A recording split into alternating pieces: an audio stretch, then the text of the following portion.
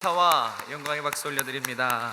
네, 귀한 찬양해 주셔서 감사합니다. 내가 너를 기억하노라, 너의 마음을 아노라. 이렇게 마치 주님의 음성과 같습니다. 주님께서 여러분을 붙들어 주시고 함께 해 주실 줄로 믿습니다. 네, 강하고 담대하시기 바랍니다. 여러분, 한 주만입니다. 만나서 반갑습니다. 잘 지내셨나요? 네, 보고 싶었습니다. 우리 옆에 분에게 만나서 반갑습니다 이렇게 한번 인사할까요? 만나서 반갑습니다. 한 번 더 사랑하고 축복합니다. 네, 사랑하고 축복합니다. 네, 오늘은 또 하나님이 우리에게 어떤 말씀을 들려주실까요? 오늘은 너무 유명한 말씀이죠. 선한 사마리아 비유를 통해서 하나님 우리에게 분명히 하시고자 하는 하나님의 마음을 오늘 말씀을 통해 들려주실 것입니다. 여러분, 하나님이 가장 원하시는 것 무엇일까요? 하나님의 단 하나의 소원, 하나님의 마음을 불붙게 하는 간절한 열망, 하나님의 마음을 불붙게 하는 간절한 소원, 바램, 그것이 있다면 과연 무엇일까요? 이 질문에 대한 대답이 오늘 본문 말씀 안에 그 답이 있습니다.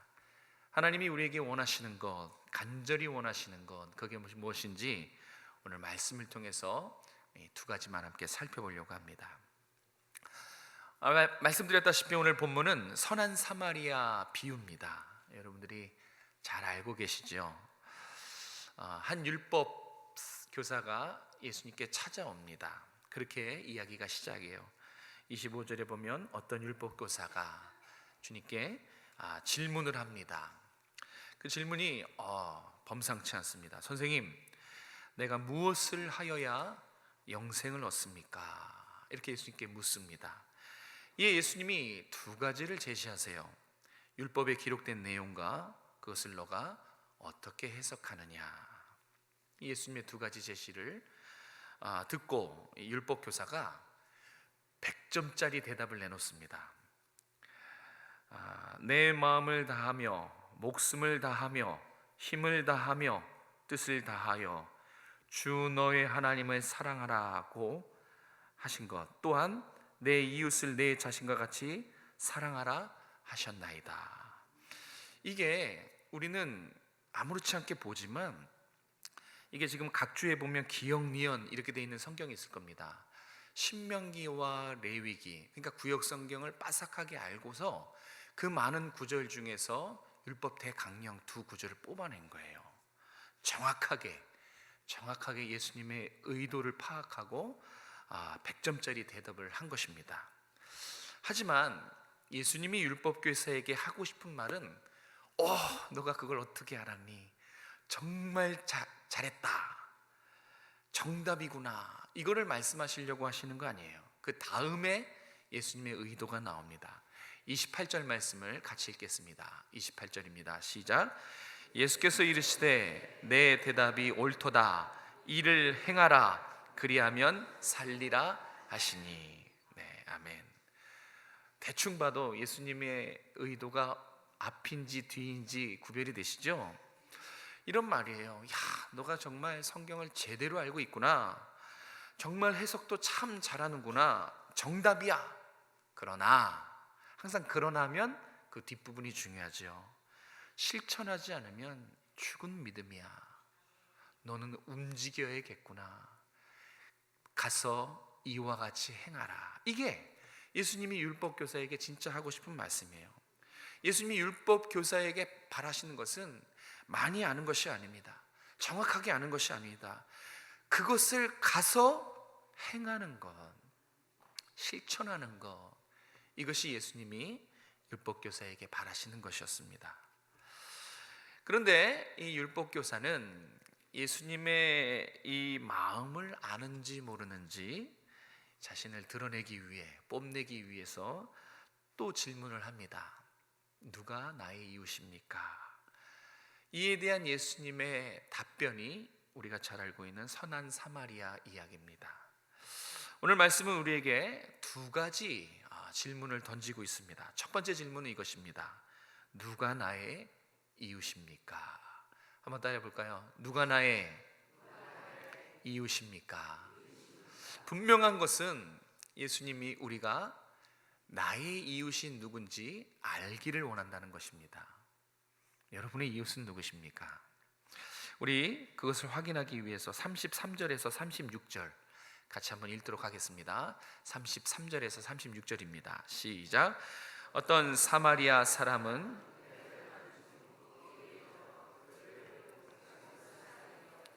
가까이 가서 기름과 포도주를 그 상처에 붓고 싸매고 자기 짐승에 태워 주막으로 데리고 가서 돌보아 주니라.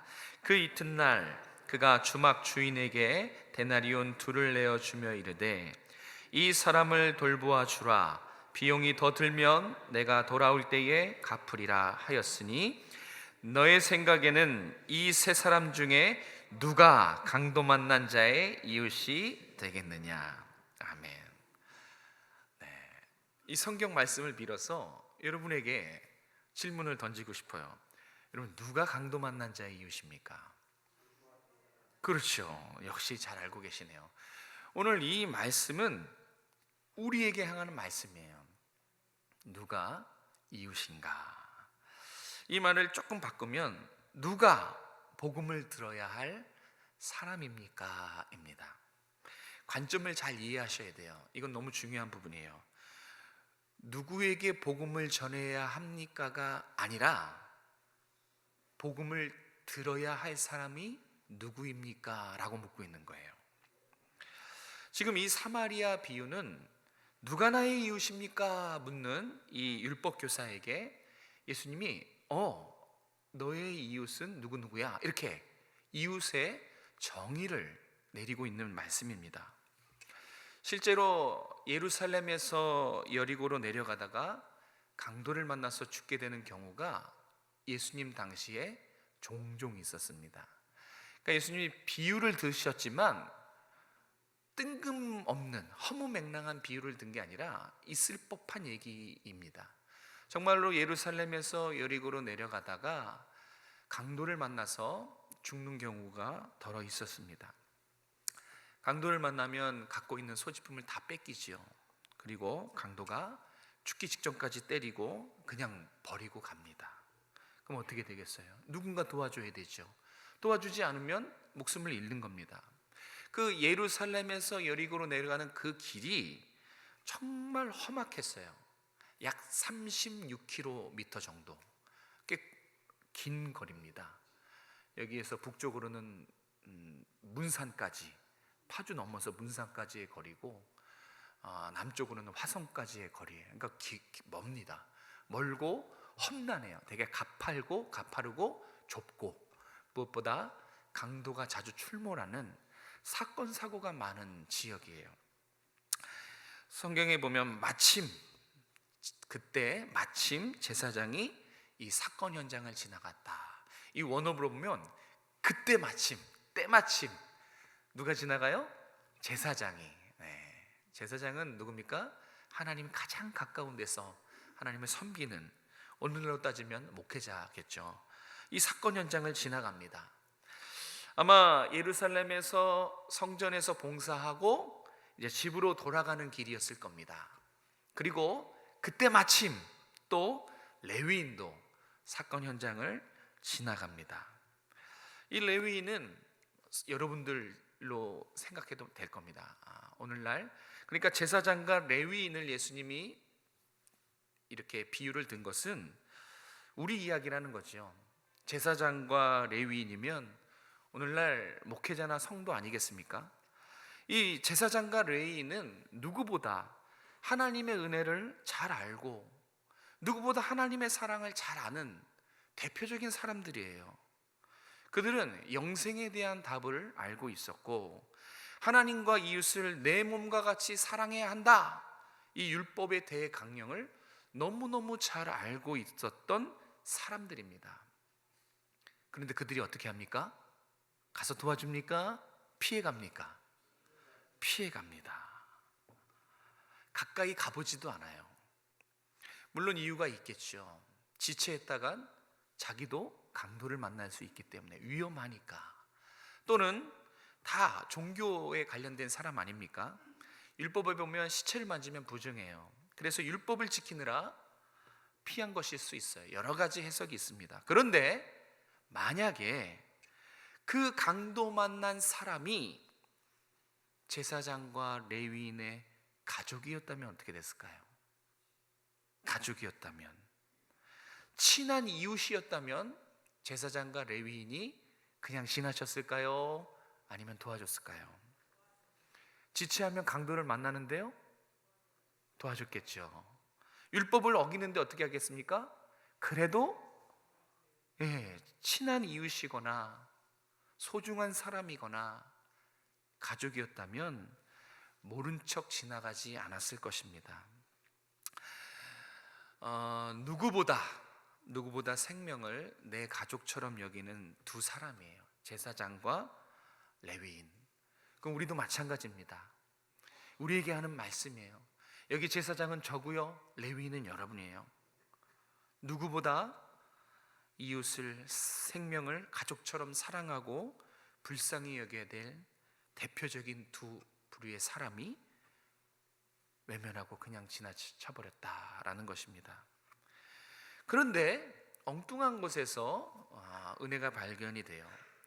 그 유대인들이 가장 혐오하고 마치 짐승 취급하는 사마리아인이 그 사건 현장을 지나가게 되었어요. 그런데 이 사마리아인은 그 죽어가는 사람을 보고 어떻게 반응하죠? 불쌍히 여깁니다. 레위인에게서, 제사장에게서 볼 수 없었던 긍휼히 여기는 마음이 사마리아인에게서 나타나고 있는 것을 볼 수 있어요.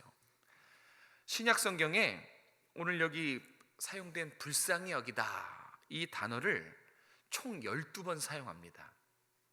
이곳저곳에 총 불쌍히 여기다라는 이 원어 단어가 12번 사용되는데, 놀랍게도 이 12번 모두 전부 다 도움이 필요한 사람들에게 도와줄 때 사용했어요. 그러니까 불쌍히 여기다는 이 단어는 전부 다 불쌍히 도와줘야 될 사람을 도와줄 때 사용하고 있는 것을 볼 수 있어요. 무엇을 말합니까? 성경은 제사장과 레위인도 마땅히 도와줘야 됐다라는 것을 얘기하고 있는 거예요. 마땅히 도와줬어야 됐어요. 마땅히. 누구보다 하나님의 사랑을 아는 사람들, 영생의 비밀을 알고 있는 사람들, 도움이 필요한 영혼들에게 자신을 희생해서 도움을 줄 수 있어야 될 사람들이 그냥 지나쳐가고 엉뚱한 사마리아인이 불쌍히 여겨서 도와줬다라는 내용이 사마리아의 비유입니다. 이 사마리아인이 어떻게 합니까? 그냥 불쌍히 여긴 걸로 끝납니까? 아닙니다. 급히 응급처치를 합니다. 그리고 거기서 끝나지 않고 짐승에 태워서 여관으로 데려가서 지극정성으로 돌봐주기까지 합니다. 그것으로 부족합니다. 여관 주인에게 2데나리온을 줘요. 그때 당시 한 달치 여관비, 오늘날로 따지면 약 80만 원이에요. 적은 돈이 아니에요. 대신 값을 지불해줘요. 그 뭐예요? 끝까지 책임지겠다는 거예요. 이 사마리아인의 책임이 어디까지냐면, 나중에 추가 비용이 들면 내가 돌아와서 대신 낼 것을 약속합니다. 이렇게까지 섬기고 있는 것을 볼 수 있어요. 여러분, 이 사마리아인에게도 그 예루살렘에서 여리고로 지나가는 길은 사마리아인에게도 위험한 길이었어요. 제사장과 레위인뿐만 아니라 이 사마리아인에게도 분명히 위험한 상황이었을 것입니다. 그리고 사마리아인도 제사장과 레위인처럼 바쁜 사람이었어요. 원어에 보면 이튿날이 아니라 새벽같이 이렇게 돼 있더라고요. 그러니까 이 사람이 급하게 어딜 가다가 이 사건 현장을 목도하고 이와 같이 친절을 베풀고 새벽같이 나중에 추가 비용을 대겠소 약속하고 간 것으로 봐서 이 사람도 바쁘게 사는 사람입니다. 그런데 사마리아인만 생명을 끝까지 책임지고 있는 것을 볼 수 있어요. 사마리아인은 자신의 시간을 희생했습니다. 그리고 자신의 물질도 희생했고 위험을 감수했습니다. 그리고 성경은 묻고 있는 거예요. 누가 강도 만난 자의 이웃입니까? 민족적으로 보면, 율법 안에서 보면 이 강도 만난 자의 이웃은 제사장과 레위인, 즉 유대인들입니다. 유대인에게 있어 이 사마리아인은 절대 이웃이 될 수 없어요. 앙숙이죠. 짐승처럼 여겨요. 극혐오하는 대상이에요. 이 강도 만난 자의 입장에서 보면 이 사마리아인은 절대 이웃이 될 수 없습니다.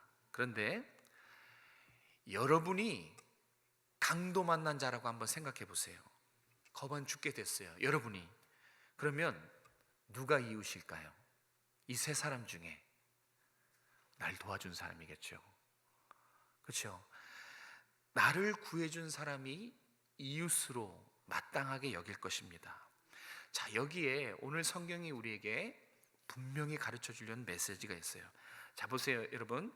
자, 율법 교사가 처음에 예수님께 이렇게 질문합니다. 내 이웃이 누구입니까? 그리고 예수님이 선한 사마리아 비유를 드시고 마지막에 예수님이 율법 교사에게 되묻습니다. 누가 강도 만난 자의 이웃이냐? 이 두 질문의 차이를 아시겠어요? 자, 율법 교사는 예수님께 누가 나의 이웃입니까? 라고 물어봤고, 예수님은 선한 사마리아 비유 마지막에 율법 교사에게 누가 강도 만난 자의 이웃이냐? 라고 되묻습니다. 이 두 질문에는 분명한 차이가 있어요. 그 차이가 뭐냐면 관점의 차이예요. 관점의 차이. 나의 입장에서 이웃이 아니라 나를 필요로 하는 상대방의 입장에서 이웃을 말하고 있는 거예요. 이 선한 사마리아의 비유에서 예수님이 말하는 이웃의 정의는 내가 판단하는 이웃이 아니라 상대방의 입장에서 이웃을 말하고 있다는 것을 꼭 기억하십시오. 이건 너무 중요해요. 여러분들 이웃을 누구십니까? 누구 물어보면 대부분 저 사람은 나의 이웃이고 저 사람은 나의 이웃이 아니고, 나를 힘들게 하고 상처 주는 사람들은 다 빼고 이웃입니다. 그냥 나랑 친하게 지내는 사람만 이웃입니다.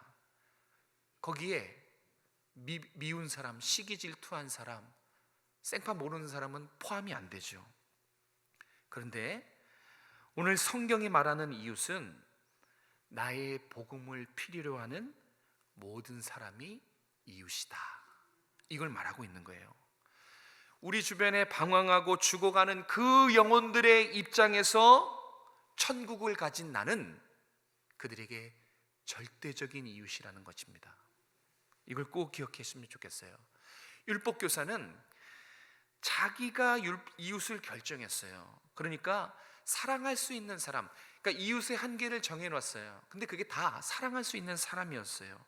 그것이 율법이고 신앙이라고 생각하고 살았어요. 그런데 예수님이 물어요. 누가 강도 만난 자의 이웃이냐? 예수님이 반대로 말씀하시는 거예요. 성도는 모든 고통당하는 영혼들에게 이웃이 되어야 된다는 거예요. 여러분, 이웃은 우리가 판단하는 게 아니고 여러분을 필요로 하고 여러분 안에 있는 복음을 기다리는 사람이 바로 여러분의 이웃이라는 겁니다. 그래서 우리가 복음을 전하는 사람이 아니라 여러분에게 복음을 들어야 할 사람 많죠. 예수님 믿지 않는 모든 사람, 여러분 주변에 있는 사람이 바로 여러분의 이웃입니다. 복음을 전하게 될 때 보면 우리가 대상자를 한정하는 경우가 많아요. 율법교사와 같지요. 그런데 우리 성경은 묻습니다. 누가 너의 이웃이냐? 여러분을 통해서 예수님을 발견하는 모든 사람이 이웃입니다.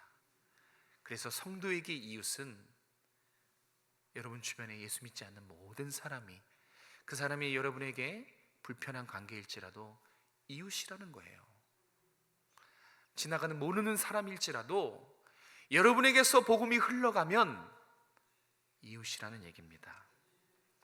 찾아가십시오. 그들이 여러분의 이웃이고 여러분에게서 여러분이 가지고 있는 천국을 그들이 갈망하고 있어요. 이번 새생명 축제에 꼭 여러분 영혼 구원이 있기를 주님의 이름으로 축복합니다. 자, 두 번째는 37절 말씀 우리 같이 한번 읽도록 하겠습니다. 37절 시작. 이르되 자비를 베푼 자니이다. 예수께서 이르시되 가서 너도 이와 같이 하라 하시니라. 아멘. 따라해 볼까요? 가서 너도 이와 같이 하라. 예수님이 사실 이걸 말씀하고 싶은 거예요. 자, 두 번째로는 예수님이 이 선한 사마리아 비유를 드신 이유가 뭘까? 답을 말씀하시지 않고 비유를 드셨을 때는 뭔가 이유가 있겠죠. 그리고 이것은 오늘 우리에게 하고 싶은 메시지가 있다는 거예요. 자, 예수님이 첫 번째 대답도 뭐라 그랬냐면 28절에 옳도다, 가서 행하라, 그렇게 말씀하셨어요. 너가 정말 잘 알고 있구나. 그런데 아는 것에서 머물지 말고, 이해하는 것에서 그치지 말고 실천하라 라고 말씀하셨어요. 그리고 이 두 번째 질문에 대한 대답도 똑같습니다. 가서 너도 이같이 실천해라. 그러니까 예수님은 강조하고 있는 거예요. 율법교사에게 실천을 강조하고 있었어요. 누가 보더라도 알 수 있죠. 예수님의 동일한 대답, 가서 행하라, 지금 가서 행하라, 가서 복음을 전하라 라고 강조하고 있어요. 강조하고 있는 이유는 율법교사가 어떤 사람이란 얘기예요? 움직이지 않는 사람이란 얘기예요. 율법교사는 마치 교회에서 20년, 30년 경력이 쌓인 그런 교회를 오래 다닌 사람의 모습과 흡사 닮아 있어요. 20년, 30년 하면 성경 모르지 않습니다. 빠삭하죠. 또 질문도 훌륭하게 잘해요. 율법교사처럼 대답도 척척 잘합니다. 그리고 자신의 신앙이 좋다는 것을 인정받고 싶어해요. 그래서 율법교사가 질문한 거예요. 칭찬받고 싶어서. 나이만큼 많이 알고 있고 나이만큼 경건하다는 것을 인정받고 싶었기 때문에 질문을 한 겁니다.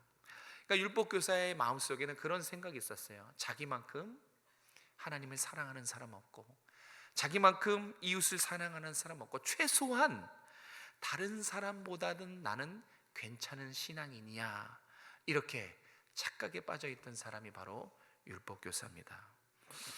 우리도 비슷해요. 신앙생활을 오래 하다 보면 이 매너리즘에 빠지는 경우가 참 많아요. 매너리즘이 뭐냐면 그냥 쳇바퀴 돌듯이 습관적으로 열정과 사랑과 은혜로 하는 것이 아니라 그냥 늘 하던 습관적으로 하는 신앙이 매너리즘입니다. 하나님을 드러내기보다 자신을 드러내기 바쁘고, 나 하나만의 신앙으로도 벅찹니다, 이런 생각을 갖고 있어서 절대 요지부동 움직이지 않지요. 이 화석처럼 딱딱하게 굳어버린 그런 신앙이 바로 매너리즘에 걸린 신앙입니다. 혹시 나는 율법교사와 다릅니다, 이렇게 생각하시는 분 계실까요? 이웃이 되어주기보다는 사랑하는 사람만 그렇게 사랑하시거나, 또 그리스도의 사랑을 옆에 사람에게 흘려보내기보다 나 하나만의 신앙으로 벅찹니다, 이렇게 안주하고 계시지는 않습니까? 복음을 전하라 라고 해도 깨닫기만 하고 가지 않고, 사랑을 실천합시다 해도 이해만 하고 실천하지 않고, 입술로만 아멘 그렇게 신앙생활했다면 죄송해요. 여러분이 바로 율법교사입니다. 내가 바로 율법교사예요.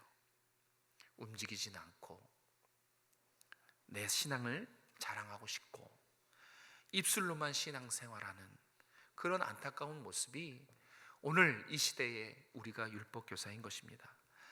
예수님, 우리가 이웃이 되어주길 원해요. 우리 주변에 방황하고 있는 영혼들, 고통당하고 있는 영혼들에게 내가 속히 가기를 원하시는 거예요. 그래서 강조하시는 거예요. 이웃에게 가라, 배운 대로 살아라, 그러면 살리라 라고 분명하게 율법교사에게 말씀하셨고, 오늘날 우리에게 말씀하고 계십니다. 복음을 기다리는 영혼들에게 복음을 전해야 돼요. 그래야 그 영혼도 살고 복음을 전하는 여러분도 살아요. 이 딱딱하게 움직이지 않는 이 신앙을 깨부실 수 있는 유일한 능력은 복음을 전하는 거예요. 복음을 전하다 보면 쉽지가 않다는 걸 알죠. 그럼 기도하게 되죠. 기도하면 어떻게 돼요? 하나님 마음이 부어져서 막 이게 뜨거워요. 사람으로 보지 않고 영혼이 보입니다. 그 영혼을 향한 주님의 마음이 부어졌기 때문에 습관적으로 신앙생활할 수 없어요. 움직여야 돼요. 마음이 막 요동하잖아요. 기도하게 만들고 그를 생각하게 만들고 만나고 싶고 찾아가고 싶고 그렇게 되는 거예요. 복음을 전할 때 서로가 삽니다. 반대로 복음을 전하지 않으면, 실천하지 않으면, 머리만 이해하고 움직이지 않으면 어떻게 됩니까? 그 영혼도 망하고 내 영혼도 망하게 되는 거예요. 오늘 말씀은 분명해요. 단순해요. 율법교사처럼 안주하지 말라는 겁니다. 율법교사 아니십니까? 안주하면 안 됩니다. 머리로 신앙생활하지 말고 손으로 발로 신앙생활하라는 것입니다. 그래서 주님이 율법교사에게 명령하신 것을 오늘 제가 여러분에게 한 번 더 간절한 마음으로 말씀드려요. 가서 너도 이같이 행하라. 이게 오늘 간절하게 하나님이 우리에게 호소하시는 예수님의 마음입니다. 여러분 주변에 여러분을 필요로 하는 사람들 담대히 찾아가시길 축복합니다. 근데 의외로 정말 기도하고 성령 충만해지고 그래서 찾아가면 의외로 반응을 경험할 때가 있어요. 왜 이제 왔냐고, 고맙다고, 기다리고 있었다고, 이런 의외의 반응을 경험하는 경우가 있어요. 저는 이번 새생명 축제가 그냥 연례 행사가 안 되길 바라요. 그런 건 하지도 않아요. 뭐하러 힘들게 돈 써가면서 의미 없는 일들을 합니까? 축제가 중요한 게 아니라 그것이 하나님의 뜻이 이루어지는 걸로, 그냥 이 땅에 우리만의 잔치가 아니라 천국 잔치가 되는 그런 새생명 축제가 됐으면 좋겠어요. 그래서 다 같이 동참하자는 거예요. 여기 있는 누구든지, 오정승화 교인님은 누구든지 다 함께 기도로 동참할 수 있잖아요. 그죠? 기도해 주십시오. 기도로 동역해 주십시오. 이 정말 새생명 축제가 인간적인 축제가 되지 않도록 하나님의 기쁨을 누리는, 그래서 너도 살고 나도 살고 구령의 일종으로 교회가 사는 천국 잔치가 될 수 있도록 기도해 주십시오. 그럼 반드시 하나님이 귀하게 여기시는 한 영혼이 주님의 집으로 돌아올 것입니다. 말씀을 정리합니다. 사랑하는 성도 여러분, 하나님이 간절히 원하는 건 무엇입니까? 하나님이 그 뜨겁게 열망한 단 하나의 소망, 단 하나의 열망, 단 하나의 바람, 그것은 나를 통해서 한 영혼이, 잃어버린 한 영혼이 주님 품으로 돌아온 것일 줄로 믿습니다. 여러분이 그 기다리는 영혼들에게 이웃이 되어 주십시오. 복음을 기다리는 모든 영혼들이 여러분의 이웃입니다. 기도하십시오. 하나님이 함께 하실 것입니다. 여러분의 삶에 놀랍게 구원의 열매, 복음의 열매가 맺혀지게 될 것입니다. 교회는, 성도는 그렇게 해서 깨어나고 살아가는 거예요. 딱딱하게 습관적으로 매너리즘에 걸려서 그냥 의미 없이 신앙생활 10년, 20년 아무 의미 없습니다. 주님이 기뻐하시는 것, 그걸 나의 기쁨으로 여기고 움직이는 거예요. 가서 너도 이같이 행하라. 이 하나님의 말씀을 순종하시는 여러분 되시길 주님의 이름으로 축복합니다. 기도하겠습니다. 살아계신 하나님, 누가 우리의 이웃입니까? 저 죽어가는 형제들이 우리의 이웃입니다. 정말 절망 속에 있는 방황하는 영혼들이 우리의 이웃이다 라고 말씀해 주신 하나님, 그리고 가서 너도 이같이 행하라. 하나님, 우리 마음이 불붙기 원합니다. 주님의 마음을 주시옵소서. 한 영혼을 주님의 마음으로 바라보고 불붙는 마음으로 기도로 동참할 수 있도록 도와주시옵소서. 그냥 행사면 안 할 겁니다. 집어쳐버릴 겁니다. 그런데 우리 전교인이 함께 주님의 마음으로 누군지 모를 그 뜨거운 그 마음을 가지고 그 영혼을 품고 기도할 때에 하나님 정말 천국의 잔치로 기쁨으로 이 새생명 축제가 하나님께 영광이 될 줄로 믿습니다. 하나님, 우리 모든 성도들 깨워주십시오. 일어나게 하여 주시옵소서. 실행하는 믿음이 될 수 있도록 은혜 베풀어 주시옵소서. 다음 세대도 우리가 기도로 깨우기 원합니다. 하나님, 사랑하는 우리 자녀들도 이번 새생명 축제에 나올 수 있도록 도와주시고, 사랑하는 우리 배우자도 나오게 하시고, 부모님도 나오게 하시고, 누구든지 나로부터 생명을 전달받을 영혼들이 이번 새생명 축제에 함께 할 수 있도록 은혜 베풀어 주시옵소서. 우리 교회가 진리와 복음으로 깨어있기 원합니다. 정말 이 오정동의 구원의 방주 역할을 잘 감당하는 교회 될 수 있도록 도와주시고, 모이면 기도하고 흩어지면 전도하는 정말 하나님 보시기에 귀한 살아있는 교회 공동체가 될 수 있도록 은혜 베풀어 주시옵소서. 오늘 이 하나님의 말씀을 듣고 깨닫는 것에 머물거나 이해하는 것에 머물지 않고 가서 일을 행하는 우리 모든 성도들이 될 수 있도록 축복하여 주시옵소서. 거룩하신 예수님의 이름으로 기도드렸습니다.